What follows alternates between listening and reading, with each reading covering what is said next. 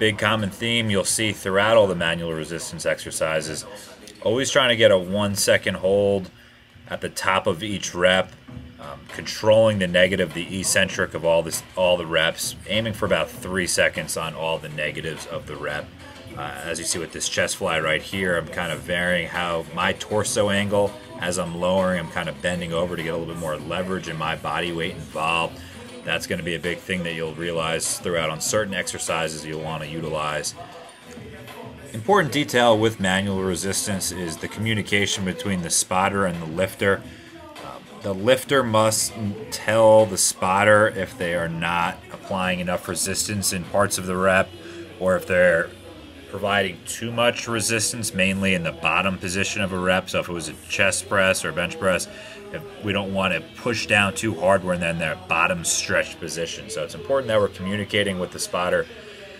The spotter also needs to communicate to the lifter if they are not feeling like they're exerting themselves to the fullest.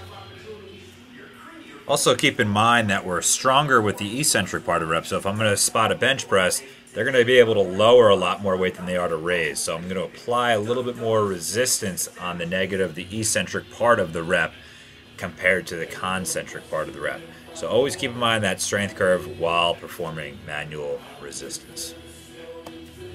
Avoid jerky type reps. So every rep should start smooth and should continue smoothly the entire time. The only pause you should ever see during a rep is at the very top of the rep. Besides that, it's smooth, controlled, and consistent throughout. As far as reps go, with this style of manual resistance that I'm showing in these videos, I would recommend doing around 10 reps. Might be a little bit more, could be a couple less.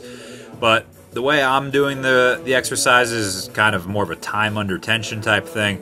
It's not the old school high intensity training style where every single rep is done max effort and you're only getting sets maybe 2 to 5 reps. That is another way you could do this. You could do it that way as well, but the way I am showing now would need a little bit more reps to get the job done. This style is more of an accessory to a program. The exercise we're going to talk about today is reverse hyper. What I'm going to do on Bill is the manual resistant reverse hyper. So the first thing we want to do is make sure that the setup for the machine is set up the right way. Bill's a pretty tall guy, long guy, so we want to make sure that the setup is high enough so that when he's hanging from the machine, that his feet can hang and not touch the ground. Okay, so we want to make sure that he's staying on top of the machine, right on his iliac crest, where his lower abdomen is. So what we want to do with this exercise is make sure that Bill's arms are outstretched, holding on to the handles here, that you can see. And we're going to do manual resistance, where I'm going to apply both hands on both his legs and have him have his feet together. Okay? So I like to start here, and then on the way up, we like to have a slow manual resistance up for about 6 seconds. All the way up, keep pulling, pushing. Make sure that the knees remain straight, okay? And then on the way down, he's going to fight against the resistance. Get him all the way back to the start position. The one thing we want to make sure is that we don't go too much into the lumbar flexion, so we want to stop just about here where he's straight, okay? And then back up. Knees remain straight, and apply just enough resistance to make him fight through it, okay? And he will hold up top, and on the way back down, he's going to fight through it again. You want to stay away from too much lumbar flexion with this exercise.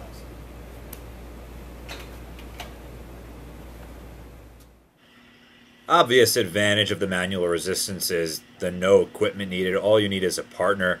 So like that exercise with Miguel with the manual resistance reverse hyper, if you have a glute ham raise but you don't have a reverse hyper, you're able to do that.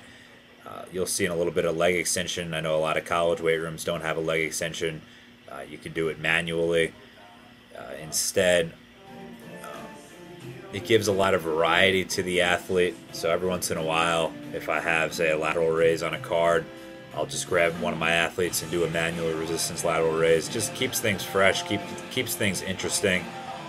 Also, once the athletes understand the manual resistance and you take the time to actually teach how to do it, how to spot it, if they go home or they're traveling on the road and they say they have no equipment to train with, well, as long as they have another teammate or a friend, they're able to perform manual resistance. So that excuse of no equipment while they're away from your weight room is no longer valid.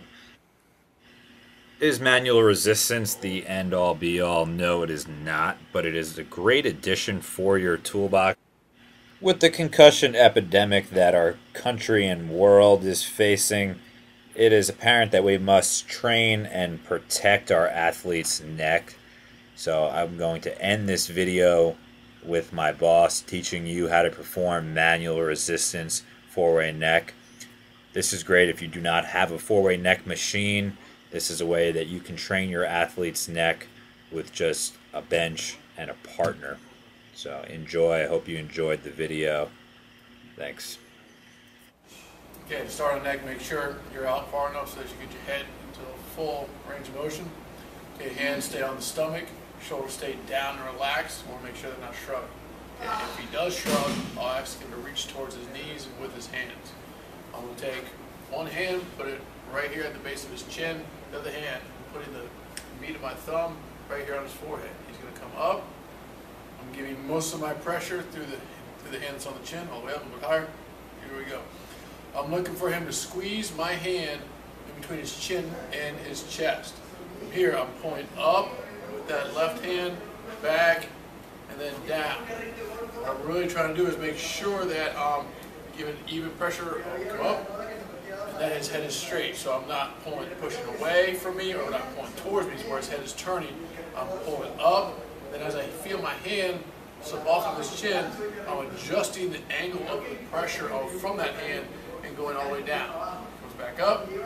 I use this hand that's on his forehead to give pressure to readjust the hand that's on his chin. Squeeze my hand right here so I can get a good grip.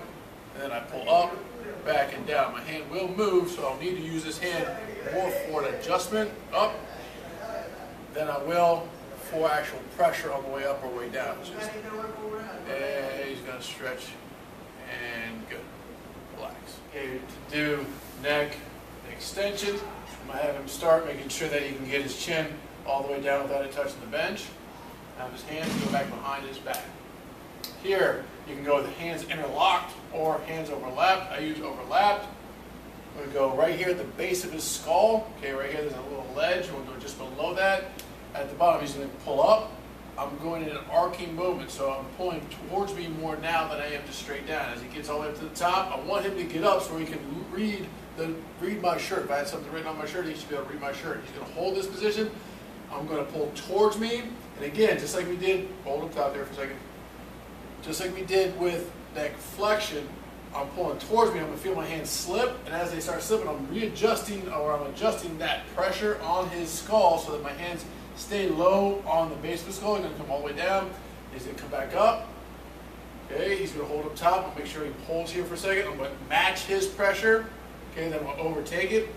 As I'm going down, both on extension and flexion, I'm going to make sure that at the bottom, I'm not giving him a whole lot of pressure. I'm not jamming his head down at the bottom.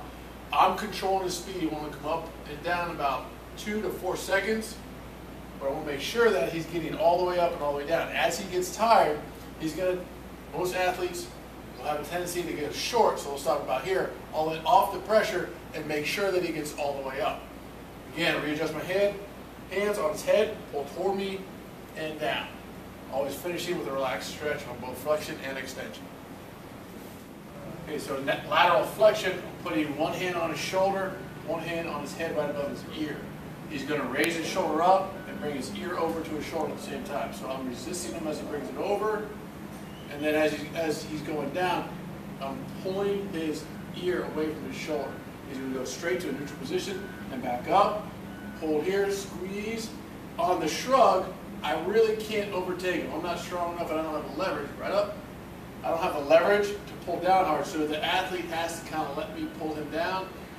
My main concern is making sure that he's going slow, controlled, up. We're maintaining constant tension, and then he's not going past a neutral posture. So he's starting to stop in that neutral position, not going past neutral, but stay in this neutral position, right up, squeeze tight, and then he's going to let me pull that shoulder down, but really fight that head to be tilted.